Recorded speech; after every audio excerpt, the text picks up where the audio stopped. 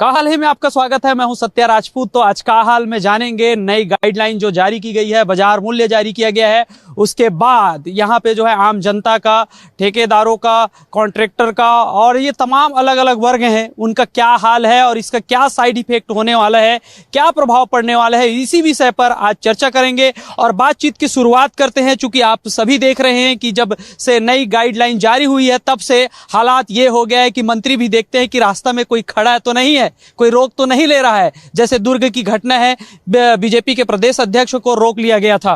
तो ये जो गाइडलाइन जारी हुई बाजार मूल्य जो है जमीनों का, तो सबसे पहले हम आपसे समझ लेते हैं कि जमीनें कितने प्रकार की होती है। जमीनें एक तो कृषि भूमि होती है, एक शहरी भूमि होती है जो डाइवर्टेड लैंड होती है। बिल्डर लोग कुछ जमीनें खरीदते हैं और उसको डाइवर्सन करा के बेचते हैं। इस तरह से 2-3 प्रकार की भूमियां होती हैं। गाइडलाइन के बढ़ने से किसानों में भारी रोष है। उसका कारण यह है कि आज की तारीख में किसान जो है वो अपनी जमीन को बेच ही नहीं पाएगा। पहले किसान की जमीन की कीमत 25 लाख रुपए थी, सरकारी मूल्य, बाजार भाव अलग है। अब वो हो गया है 1.5 करोड़ और 2 करोड़ रुपया। अगर किसान की जमीन खरीदना चाहेगा तो खरीद ही नहीं पाएगा। इतना पैसा वो कहाँ से लाएगा। दूसरा ये कि एक 15,000 फीट यानी कि 35 डिसमिल जमीन को वर्ग फीट से रजिस्ट्री करने का आदेश हुआ है। तो वर्ग फुट से अगर 35,000 फीट जमीन को रजिस्ट्री करवाते हैं तो ये जमीन की कीमत और ज़्यादा बढ़ जाती है। जो गाइडलाइन बढ़ाए हैं उसके अलावा और ज़्यादा बढ़ जाती है। गाइडलाइन को 400 से 500 800% तक के बढ़ा दिया गया है। भाई 15 साल से भारतीय जनता पार्टी की सरकार थी, हर साल 10% गाइडलाइन बढ़ती थी। 5 साल तक के भूपेश की सरकार रही, कांग्रेस की सरकार रही, उन्होंने इसमें ज़्यादा रेवेन्यू नहीं मिल रहा है करके 30% गाइडलाइन को कम किया। ठीक है, अब 8 साल बाद 5 साल बाद गाइडलाइन बढ़ाना चाहते हैं तो एक साथ इतनी गाइडलाइन बढ़ाने से एक्सेप्ट नहीं हो रहा है, बहुत ज़्यादा हो रहा है। व्यापारी इसको खरीद नहीं पाएगा, किसान अपनी ज़मीन को बेच नहीं पाएगा। किसान के यहाँ अगर किसी तरह का प्रॉब्लम आ जाता है, किसी की बीमारी हो जाती है, किसी बच्चे को हायर एजुकेशन के लिए बाहर भेजना पड़ता है या कहीं बर भी हुआ है, तो वो कहाँ से पैसा लाएगा। व्यापारी तो उसकी ज़मीन को खरीदेगा नहीं। व्यापारी दूसरा काम भी कर सकता है लेकिन किसान दूसरा काम नहीं कर पाएगा। तो हम तो इस गाइडलाइन का आवेदन दे रहे हैं, मंत्रियों से मिले हैं, सीएम साहब से मिले हैं, कहीं से भी ठीक ठोस कोई जवाब नहीं मिला है ना। पर विचार कर रहे हैं वो लोग, है ना। कितना कम होगा क्या होगा ये नहीं मालूम, लेकिन जब तक ये कम नहीं होता है तब तक के ये आक्रोश जो है वो जारी रहेगा, है ना। और जगह जगह आंदोलन हो रहा है, रायगढ़ में हुआ, दुर्ग में हुआ, है ना, बिलासपुर में, सभी जगह के जो रियल एस्टेट के लोग हैं वो लोग इसमें विरोध प्रदर्शन कर रहे हैं। नुकसान क्या है, पहले नुकसान बताते जाइए। इसका मुख्यतः नुकसान ये है कि किसान कोई भी 1 एकड़ जमीन बेचता था तो वो कहीं 10 किलोमीटर 50 किलोमीटर दूर जाके 1 एकड़ की जगह 5 एकड़ 10 एकड़ भूमि खरीदता था, अपना मकान बनाता था और अपनी अन्य जरूरतों को पूरा करता था। पर अब किसान न अपनी ज़मीन बेच पाएगा, न अपने रकबे को बढ़ा पाएगा, न अपने बच्चों को सुंदर भविष्य दे पाएगा। मेरा यही कहना है कि शासन ने जो भी सोच के किया है उस पर पुनः विचार करके पहले 10%, 15%, 20%, 25% बढ़ता था, उसे 50% बढ़ा दिया जाए, 30% बढ़ा दिया जाए और पुरानी गाइडलाइन को ही परसेंटेज में वृद्धि करके लागू कर दिया जाए। और ये भी लागू जो होता है 20 वर्ष में न करके 1 अप्रैल से ही लागू करना चाहिए, जो कि नया वित्तीय वर्ष है। हर किसी को अपना काम जो पेंडिंग काम है वो पूरे कर ले और नए वित्त वर्ष से नई गाइडलाइन को लागू करना चाहिए। शहरी क्षेत्र और ग्रामीण क्षेत्र की भूमि है, इसमें क्या बदलाव हुआ है और जो है पुराना नियम था उसमें इस बार कितना अंतर आ रहा है। नया नियम जो आया है वो 35 डिसमिल का आया है कि 35 डिसमिल चाहे मार्ग पर हो चाहे अंदर हो, उसका वर्ग फीट से रेट लगेगा और बाकी का जैसे 1 एकड़ है तो 35 डिसमिल वर्ग फीट से लगेगा और बाकी 65 डिसमिल का आपको हेक्टेयर से रेट देना होगा। उस कारण जो रेट है, जो पहले 10 लाख रुपए की ज़मीन थी हेक्टेयर की प्रति एकड़ में, आज उसका कीमत 1 करोड़ से ऊपर हो गया है, जो कि असंभव है किसी के लिए भी क्रय करना। बढ़ गया, मतलब सीधा कम से कम 4 गुना से गाइडलाइन 200 गुना तक बढ़ गई है। इतना ज़्यादा गाइडलाइन में कभी कभी भी पहले फर्क नहीं आया है। 10%, 15%। और इसके पहले ये बताना चाहूँगा मैं कि कभी भी किसी भी व्यापारी ने गाइडलाइन का विरोध भी नहीं किया था। आज तक कि ये मुद्दा ही नहीं था। ये पहली बार औचित्यहीन आ गई है, इसीलिए हम लोग को सब जगह अपना पक्ष रखना पड़ रहा है, अपनी बात रखनी पड़ रही है। और हम चाहते हैं शासन इस पे पुनः विचार करके नई गाइडलाइन में 20, 25, 30, 40% जो वृद्धि करना है वो कर 1/4 से उसको लागू करे। 1/4/2026 से लागू करे। तब तक के यही गाइडलाइन जैसा चल रहा था उसे यथावत रखने की अपील है हमारी। एक चीज़ आप ये मेरे को थोड़ा समझाइएगा कि जो सड़कें थी तो दोनों तरफ की ज़मीन होती थी, उसका भिन्न भिन्न रेट होता था। सरकार और अधिकारियों का कहना है कि हम लोगों ने समानांतर कर दिया है, चाहे इधर का इधर हो, सबका समान रेट होगा। तो इसका नुकसान क्या है और फायदा क्या है? देखिए, इसका बहुत बड़ा नुकसान है। एक तो सबसे बड़ा क्या किया इन्होंने, जैसे मान लीजिए नेशनल हाईवे कोई साइड का रोड है या कोई धरसा है, तीनों का रेट सेम रखा गया, जो कि पॉसिबल नहीं है। नेशनल हाईवे में अलग प्राइस होता है, साइड रोड में अलग प्राइस होता है। एक तो सबसे बड़ी मार ये है। फिर क्या हुआ है, जो पहले मान लीजिए कोई 10 लाख की जमीन की रजिस्ट्री होती थी तो आदमी को 1 लाख रुपए का खर्चा होता था, वही रजिस्ट्री आज 70 लाख रुपए हो रही है, तो उसकी जेब पे भारी पड़ा। आज 7 लाख का खर्चा हो रहा है, तो 6 लाख का अतिरिक्त खर्चा पड़ रहा है एक आम आदमी की जेब में। स्टाम्प ड्यूटी भी बढ़ चुका है, तो 6 लाख रुपए का अतिरिक्त खर्चा बढ़ रहा है। तो इससे बहुत आम आदमी को बहुत ज्यादा नुकसान होगा। जी। तो ये पंजीयन शुल्क के बारे में थोड़ा बता पाएंगे कि किसी एक उदाहरण देकर? जी, मैं एक उदाहरण देता हूँ। जैसे कि पहले मान लीजिए कोई 10 लाख रुपए की रजिस्ट्री होती थी तो उसमें 10-10.5% खर्चा होता था, मतलब मोटा मोटी 1,50,000 रुपए खर्चा होता था। अब ये गाइडलाइन बढ़ने के कई जगह मान लीजिए 500 गुना बढ़ी है, कई जगह 800 गुना बढ़ी है। तो मान लीजिए 10 लाख की जमीन आज की डेट में 50 लाख में रजिस्ट्री होगी, तो ऑटोमेटिक खर्चा जो हो जाएगा 5.5 लाख रुपए का, जो पहले 1,50,000 रुपए होता था, तो ऑटोमेटिक 500 गुना आदमी की जेब पे भारी पड़ेगा ये चीज। जी, ये बहुमंजिला जो है इमारतें जो बनती थी, और साथ में मैं बात करूं आवासीय परिसर, तो इसमें किस तरह से जो है प्रभाव देखने को मिल रहा है? देखिए, ये बिल्डर के कैटेगरी का है। बिल्डर लोग इसके बारे में ज़्यादा जानकारी दे सकते हैं, क्योंकि हम लोग तो रियल एस्टेट का काम करते हैं। हम लोग कच्ची ज़मीन जो किसान की, गांव की, उस ज़मीन में ही काम करते हैं। तो बिल्डर लोगों का ये मैटर है ना। इसमें बिल्डर लोगों को लाभ हो रहा है या हानि हो रहा है उसकी मुझे जानकारी नहीं है। जी। आम जनता के लिए तो जब रेट बढ़ेगा तो आम जनता को तकलीफ होना ही होना है। अब उदाहरण खरीदना तो उसी को है। एक आदमी की 1 लाख रुपए तनख्वाह है, 1 लाख रुपए तनख्वाह है, 15,000 रुपए वो किस्त पटाता है। अब अगर इसकी कीमत डबल हो जाती है तो उसको 30,000 किस्त पटाना पड़ेगा, तो अपना घर कैसे चलाएगा वो? मध्यम श्रेणी के लोगों को भी भारी नुकसान हो रहा है।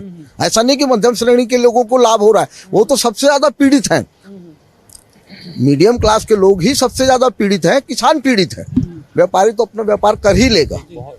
जी, बहुत बड़े से मैटर भी बोलना चाहूँगा। कई जगह जैसे नया रायपुर का क्षेत्र है, वहां पे अभी ये स्थिति हो गई कि किसान जमीन बेचना चाह रहा है 20 लाख रुपए में, पर गाइडलाइन हो गई 44 लाख रुपए, 50 लाख रुपए। तो वो जमीन कैसे बिकेगी? मतलब गाइडलाइन से ऑलमोस्ट 200% बढ़ चुका है। एक्चुअल कीमत 20 से 25 लाख रुपए, गाइडलाइन 44 लाख रुपए। तो आप बताइए, इस स्थिति में किसान अपनी जमीन कैसे बेच पाएगा? तो वो अपना कैसे कर पाएगा? अगर उसके घर में कोई शादी है, कुछ है, बीमारी है, तो उसकी जमीन कैसे बिकेगी अगर गाइडलाइन इतना बढ़ जाएगा? अच्छा, किन किन लोगों से आप लोगों की मुलाकात हो गई है? मंत्री, विभागीय अधिकारी, रजिस्ट्रार? जी, देखिए, हमारी ओपी चौधरी जी से भी मुलाकात हुई है। उन्होंने आश्वासन दिया है कि हम इस पे कुछ करेंगे। कल हमारी मुख्यमंत्री जी से भी बात हुई, उन्होंने भी आश्वासन दिया है कि हम इसको रिव्यू करेंगे और कम करेंगे। और जैसे कि आज हमारे को और अधिकारियों से, आईजी साहब से भी मिलने को कहा गया है, प्रेजेंटेशन देने को कहा गया है, तो हम प्रेजेंटेशन देंगे अपना। अभी हमको बोला तो गया, आश्वासन दिया गया कि कम होगा, पर अभी तक कोई ठोस कदम उठाया नहीं गया और ऐसा लग नहीं रहा है कि कुछ बड़ा होगा। अच्छा, मुख्यमंत्री से कितने देर की चर्चा हुई और क्या क्या आप लोग अपनी बात रखे वहाँ पे? मुख्यमंत्री जी से देखिए हमारी 1 घंटे की चर्चा हुई। उन्होंने सबकी बात पूरी सुनी, क्या क्या प्रॉब्लम्स आ सकती है, सारी चीजें समझी उन्होंने। और उन्होंने भी बोला कि मेरे को लगेगा तो मैं नेक्स्ट टाइम एक बार आपको और बुलाऊंगा, मुझे कुछ समझना होगा तो। और ऐसा आश्वासन दिया है अभी कि कुछ। विभागीय मंत्री हैं अपने ओपी चौधरी जी, वो किस तरह से बात कर रहे थे जब आप उनके पास पहुंचे और अपनी समस्या आप लोगों ने सामने रखे? जी, देखिए, ओपी चौधरी जी से हम लोग तो मिलने नहीं गए थे। अच्छा। कुछ बिल्डर लोग मिलने गए थे और कुछ दूसरे ग्रुप वाले भी मिलने गए थे। अच्छा। तो उन्होंने आश्वासन दिया है, वो पॉजिटिव थे कि हम कुछ ना कुछ करेंगे इस पे, जो भी हो पाएगा, हम जो भी बेस्ट हो सकता है हम करेंगे इस पे। ये ग्रामीण जो क्षेत्र है, वहाँ की जो सड़कें हैं उसको सबको समान माना गया है, तो इसका क्या असर पड़ने वाला है? सामान्यतः रेट वहाँ पे बढ़ना चाहिए जहाँ पे डेवलपमेंट हो। इन्होंने निवेश क्षेत्र को भी रेट जो है गाइडलाइन के और डेवलपमेंट क्षेत्र के रेट भी एक समान कर दिए। अब प्रैक्टिकली समस्या ये है जहाँ पे कोई विकास हुआ ही नहीं है वहाँ पे जमीन कौन खरीदेगा, और 90 से 100% जमीनें किसानों की होती है। जब किसानों की जमीनें ही नहीं बिकेगी तो विकास कैसे होगा? ये एक चिंता का विषय है जिस पे सरकार को सोचना चाहिए।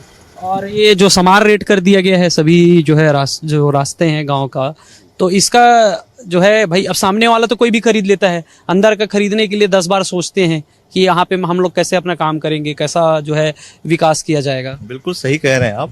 जो भी जमीनें हैं उसमें मैक्सिमम 10 से 15% ही व्यापारी लोग खरीदते हैं। बाकी जो जमीनें हैं किसान लोग ही आपस में एक दूसरे से खरीदी बिक्री करते हैं। अब रेट इतने बढ़ चुके हैं और गाइडलाइन के हिसाब से जो खरीदी बिक्री उन लोग को करना बहुत ही कठिन है, और शायद उनकी जमीनें अब बिकना बंद ही हो गई होगी। और किसान की जमीनें जो व्यापारी 10% भी खरीद रहे हैं अब वो सिर्फ शहरी क्षेत्र में ही खरीदेंगे जहाँ पे उनका विकास होगा, नहीं तो अन्य रास्तों अन्य विकल्प के आधार पे ही व्यापारी लोग अपना व्यापार करेंगे। जैसे कि ये पूरा नियम कानून है और हम जितने लोगों से बातचीत अभी किया, क्या लगता है फायदा किसको होने वाला है इस नियम कानून से? देखिए, अगर ये नियम लागू होता है तो सबसे पहले किसानों को फायदा होगा।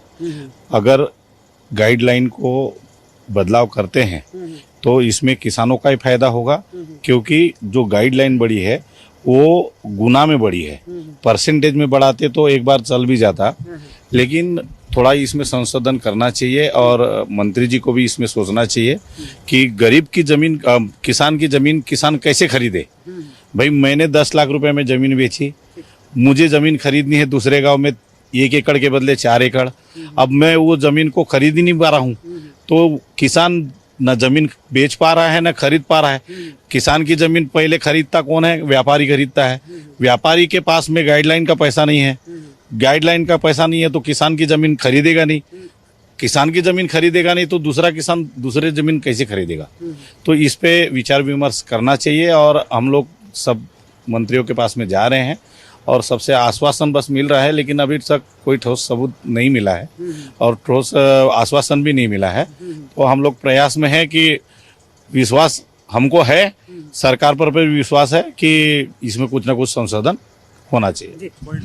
हाँ, आ रहा हूँ मैं। अधिकारी ये कहते हैं कि हम लोगों ने जो है लगभग अगर रायपुर क्षेत्र की बात करूं तो 850 से ज़्यादा नियम कानून थे, उसको काट कर हम 450 कर दिए। इससे जो है साफ होगा, इसमें जो झोल होता था, भ्रष्टाचार होता था, वो नहीं होगा। आपको क्या लगता है? देखिए, भ्रष्टाचार इसमें जो लोग करते थे, मैं आज देख रहा था 1-2 स्टेटमेंट भी फेसबुक में आए हुए हैं, उसमें ये कहा गया है कि कांग्रेसियों ने जो भ्रष्टाचार किया उसका पैसा जमीन में लगा दिया। लेकिन कांग्रेसियों के भ्रष्टाचार की सजा आम जनता को क्यों दी जा रही है? भाई, कांग्रेसियों ने अगर कोई भ्रष्टाचार किया, आप ये बोलते हैं कि मुआवजा मिलेगा, किसानों की जमीनें एक्वायर होंगी, मुआवजा मिलेगा, तो किसानों की जमीनें कब एक्वायर होंगी? आपने मास्टर प्लान दे दिया क्या? आप आज तक मास्टर प्लान नहीं दे पाए हैं। आप ये सोच रहे हैं कि किसानों को मुआवजा मिलेगा जहां पे नई सड़क बनने वाली है। भाई, सारा गांव वाला रोड जो है, बलौदा बाजार वाला रोड है, वहाँ नई सड़क बनने वाली है, वहाँ का रेट आपने क्यों नहीं बढ़ाया? वहाँ आप क्यों किसानों को मुआवजा नहीं देना चाह रहे हैं? मतलब अपना जेब खाली ना हो, सरकार यही सोच। आपका जेब खाली ना हो और किसानों का जेब खाली हो जाए, जो जमीन से जुड़े व्यापारी हैं वो सड़क पर आ जाए। आप रोजगार की बात नहीं कर रहे, आप बेरोजगारी बढ़ाने की बात कर रहे हैं। भाई, आज जमीन से जुड़े सिर्फ जमीन के व्यापारी नहीं है, जमीन का नाप करने वाला इंजीनियर का घर भी जमीन नाप करने से चलता है। जमीन मार्किंग पोल लगाने वाले का घर भी जमीन में मार्किंग पोल लगाने से, बाउंड्री वाल वालों का घर, गरीब किसान जो जमीन के दलाल हैं, हर घर में, हर गांव में जमीन के जो दलाल होते हैं वो सैकड़ों की संख्या में होते हैं। वो आज कहाँ जाएंगे? किसके दरवाजे पे जाएंगे? आप ये बताइए। अगर हम बात करें रियल इस्टेट को लेकर, तो इस तरह के जब रेट में उछाल हो रहा है, 300% से ज़्यादा तक का अगर रेट बढ़ रहा है, तो इसका असर क्या होने वाला है? अगर यहाँ पे अगर मंदी आता है तो पूरे बाजार में क्या इसका असर होगा? देखिए, पूरे बाजार में जो छत्तीसगढ़ की विकास दर है वो भी प्रभावित होगी। जैसे उदाहरण के तौर पे गाइडलाइन का रेट बढ़ गया है, अब किसी व्यक्ति को घर खरीदना है तो गाइडलाइन मान लीजिए 1000 रुपये फीट थी, अब वो 2000 रुपये फीट हो गई है, तो स्टाम्प ड्यूटी भी उसके आगे बढ़ेगी, तो ना वो घर खरीद पाएगा। दूसरा उदाहरण, किसी डॉक्टर को हॉस्पिटल खरीदना है, 80 लाख रुपए का रावा भाटा में रेट था, वो 7.5 करोड़ रुपए कर दिया गया है, तो डॉक्टर तो हॉस्पिटल बना ही नहीं पाएगा जब डॉक्टर हॉस्पिटल नहीं बना पाएगा तो ना छड़ बिकेगी, ना रेती बिकेगी, ना रोजगार होगा, तो छत्तीसगढ़ का जो विकास दर है वो भी प्रभावित होगा, बहुत बुरे तरीके से प्रभावित होगा। सरकार से यही हमारी अपील है कि उसे वो गंभीरता से सोच के फिर से पुनः विचार करके गाइडलाइन को फिर से रिव्यू किया जाए। अच्छा, कौन कौन से नियम में बदलाव की जरूरत है अभी जो गाइडलाइन जारी हुई है उसमें? मुख्य रूप से जो 35 डिसिमिल का नियम है, 15,000 फीट, जो नगरीय क्षेत्र, नगर पालिका, नगर निगम और नगर पंचायत में जो सरकार ने ये गाइडलाइन के लिए 15,000 फीट का एक बैरियर किया है, वो बैरियर को हटाने की बहुत जरूरत है, बहुत आवश्यकता है। क्योंकि उसी से जो अगर आप किसी अधिकारी से पूछेंगे कितना रेट बढ़ा है तो उन्होंने वो बोलेंगे 20%, 30%, लेकिन वो 15,000 फीट जो है उसमें स्क्वायर फुट से रेट लगेगा। उदाहरण के तौर पे एक गांव का रेट है स्क्वायर फीट का 1100 रुपये फीट और पीछे का रेट है 2 करोड़ रुपए एकड़। तो पहले 15,000 फीट का 1100 से होगा, यानी कि 1.5 करोड़ रुपए पहले अपन को 15,000 फीट से रजिस्ट्री करानी पड़ेगी, गाइडलाइन रेट है, उसके बाद फिर हेक्टेयर का रेट लगेगा। तो मुख्य रूप से 15,000 फीट वाला जो बैरियर है ये हटाना की बहुत आवश्यकता है। तो पूछे नहीं अधिकारियों से, मंत्रियों से, ये ऐसा करने के पीछे का रीजन क्या है? कुछ है वो उनका ये है कि वो वैज्ञानिक तरीके से इस तरीके इसको निकाला गया, लेकिन अभी भी वो रिव्यू कर रहे हैं। उन्होंने हमारी बात सुनी है, रिव्यू करके हम आपको जवाब देंगे 15,000 फीट के लिए। वो सबसे मुख्य कारण है, 15,000 फीट अगर हट जाएगा तो बहुत राहत मिल सकती है। अगर ये जो है आप लोगों की बात नहीं मानी जाती है, जैसे आप लोग लगातार जा रहे हैं, पूरे आप लोग साथी इकट्ठा हो गए हैं और एक एक करके जो है अपनी मांग बता रहे हैं कि भाई इसका ये नुकसान है, ये फायदा है, तो आगे आप लोगों की रणनीति क्या होने वाला है? देखिए, हम तो एक छत्तीसगढ़ रियल एस्टेट के एक ग्रुप है, लेकिन ये जो आक्रोश है ये आम जनता पे भी है, किसानों पे भी है। ये हम अकेले हमारे एसोसिएशन पे नहीं है कि ये आम जनता पे भी। तो आम जनता का आक्रोश तो सरकार रोकेगी, किसानों का आक्रोश आएगा, छोटे व्यापारियों का आक्रोश आएगा, जमीन दलालों का आक्रोश आएगा, तो आक्रोश धीरे धीरे बढ़ते जाएगा। तो उसे सरकार को शीघ्र ही से जल्दी सोच के इसका डिसीजन लेना पड़ेगा। ये जो भिलाई में हम देख रहे थे, तस्वीर वायरल हो रहा था कि जो है भाई प्रदेश अध्यक्ष की गाड़ी के सामने हजारों लोग खड़े हो गए, ये आक्रोश था? उसके बारे में बहुत अच्छे से नहीं बोल सकते, हाँ, लेकिन आक्रोश तो जरूर था, क्योंकि इससे हर आदमी प्रभावित होगा। और एक चीज और भी सोचने लायक बात है कि इससे पूरी इकोनॉमी प्रभावित होगी, जो शायद मुझे लग रहा है ध्यान नहीं दिया गया है। किसान जब जमीन बेचता है, घर बनाता है, कंजम्पशन होता है, प्लस गाड़ी लेता है। आप देखिए अभी जीएसटी का रेट कट करने से कितनी गाड़ियों की सेल बढ़ गई है। अब आप देखिए कि अगर गाइडलाइन का रेट बढ़ जाएगा, किसान जमीन नहीं बेचेगा, गाड़ियां नहीं ले पाएंगे लोग, घर नहीं बना पाएंगे लोग। प्लस आज किसान भी टूरिज्म में कहीं ना कहीं अपना सहयोग कर रहा है। आप अभी जितना भी स्पिरिचुअल टूरिज्म है या जो रिलीजियस टूरिज्म है इंडिया का, आप उसका डेटा निकाल लो, कौन जा रहा है सबसे ज्यादा? Middle class, lower middle class, upper class तो पहले भी जाते थे। तो अभी इन सब चीजों पे फर्क पड़ने वाला है। तो आप ओवरऑल अगर इकोनॉमी को कंसिडर करेंगे तो इसका असर बहुत जल्दी दिखने लगेगा, पिछले कुछ महीनों के अंदर में ही दिखने लगेगा। इसको बहुत गहराई से सोचने वाली बात है ये सारी चीजें जो है। और मुझे लगता है कि अगर ये बहुत ठोस रणनीति नहीं बनाई गई तो आगे ये बहुत सारी दिक्कतें आने वाली है इस पे। एक एक करके हम दिक्कत ही समझ रहे हैं। सर, मैं ये बोल रहा था कि सर ये जो है ना, हम लोग के रायपुर की बात नहीं है, पूरे छत्तीसगढ़ प्रदेश के लिए ये हानिकारक है। सर, किसान क्या करता है सर, कर्जे में आता है या किसी को शादी करना रहता है, पढ़ाई करना है, बच्चों को भेजना है, तो उसकी जमीन जो खरीदता है सर, व्यापारी खरीदता है, फिर किसान भी अपनी 2 एकड़ बेच के कहीं 20 एकड़ खेती के लिए लेता है। तो वो सब सर पूरी चीज़ें जो है ना बंद हो जाएगी। और राजस्व सर, हम लोग एक ज़मीन को जैसे 3 बार बेचते हैं, 4 बार खरीदते हैं, तो उसमें सर 4 बार राजस्व मिलता है सर। तो वो भी सब सरकार के लिए भी हुआ है सर। अच्छा, मेरा एक सवाल है, किसान अगर किसी जमीन को 20 लाख रुपए में बेचता था, अब वो 60 लाख में बेचेगा, ये किसान को फायदा होगा, लेकिन आप खरीदेंगे कई गुना ज्यादा रेट में, तो इसका नुकसान कहाँ कहाँ होगा? कैसे होगा सर? मतलब आप जो क्वेश्चन पूछ रहे हैं, 20 लाख का 60 लाख रुपए, मैं ये पूछ रहा हूँ, किसान 20 लाख में जमीन बेचता था, 1 एकड़ मान लीजिए, वो अब वो 60 लाख में बेचेगा।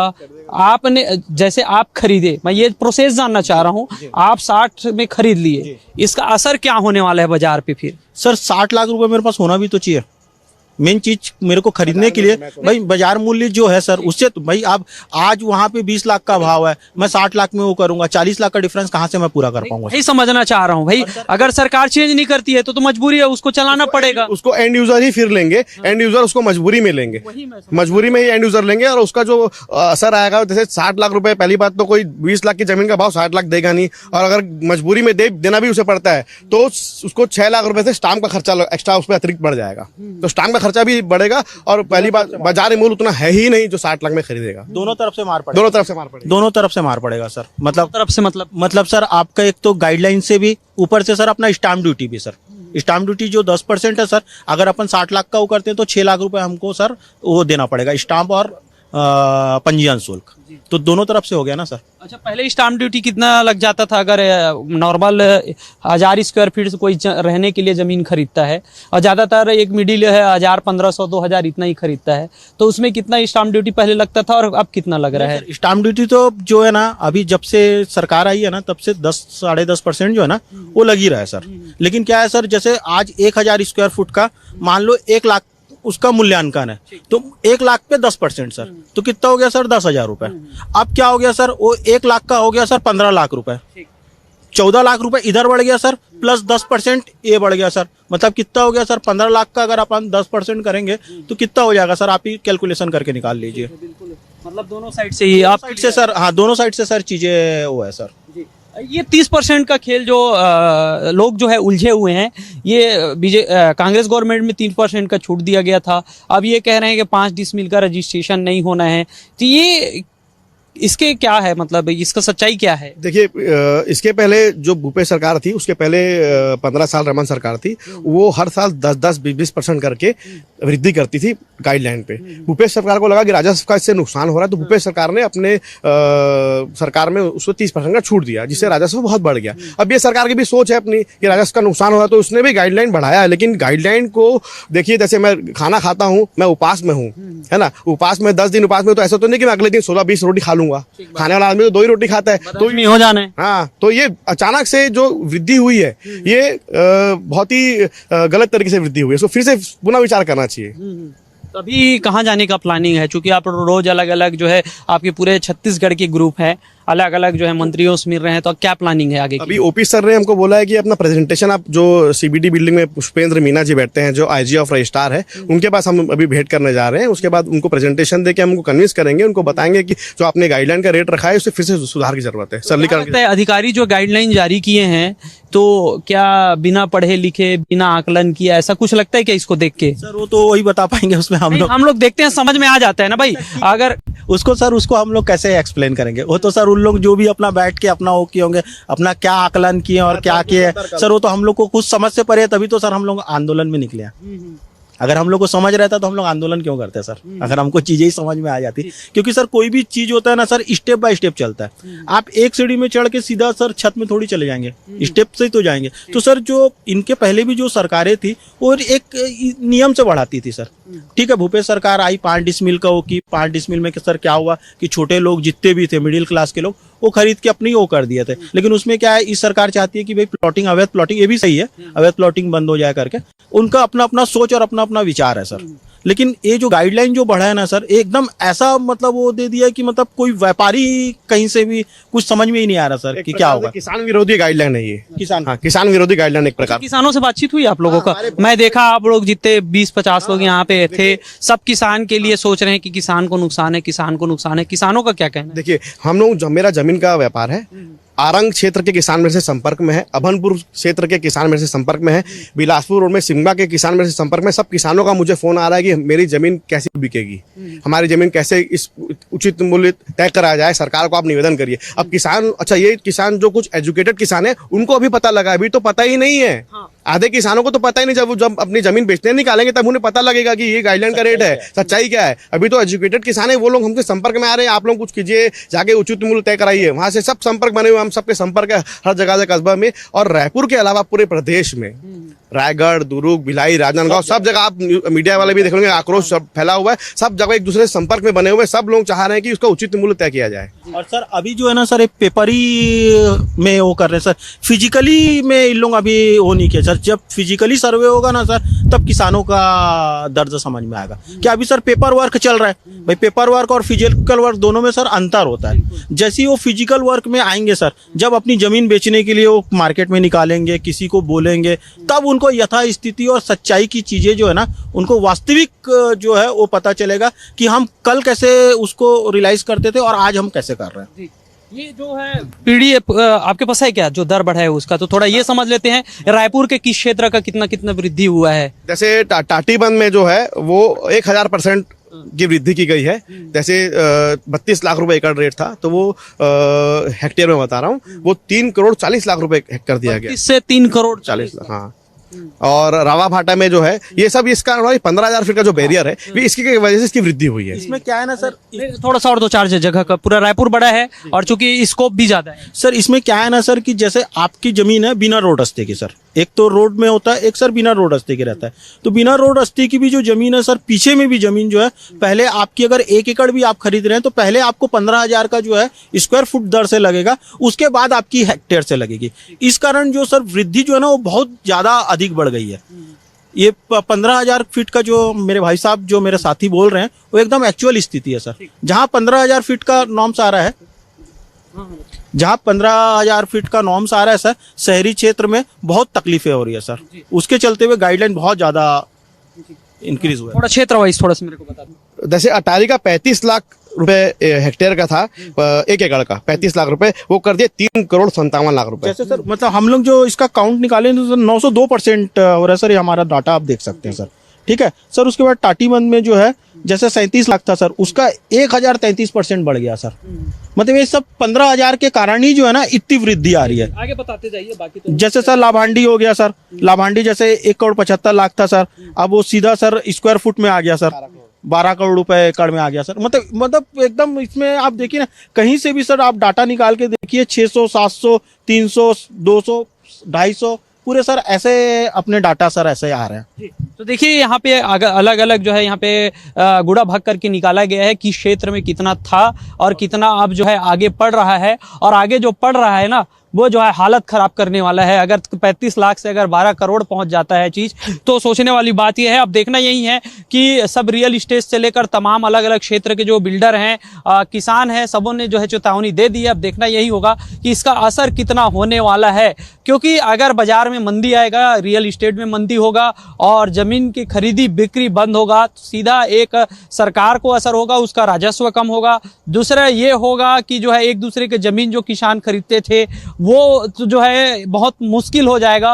और तीसरा जो रियल इस्टेट से जुड़े लोग हैं, कंस्ट्रक्शन से जुड़े हुए लोग हैं, वो तमाम लोग, वो तो उनका व्यवसाय है, वो तो व्यवसाय करेंगे, लेकिन इसका भुगतान उसके से खरीदने वाले, जैसे घर खरीदेंगे, फ्लैट खरीदेंगे, जमीन खरीदने वाले लोग हैं, उनको भुगतना पड़ेगा। उनको औने पौने दाम जो है देना उनकी एक मजबूरी हो जाएगी। अब देखने वाली बात यही है कि तमाम जगहों पे जाकर इसको लेकर इसका जो है खामियां गिनाई गई है, अब उसमें असर कितना होने वाला है। आज के लिए इतना ही, फिर किसी दिन अन्य मुद्दों के साथ आपके बीच आएंगे। जय जोहार।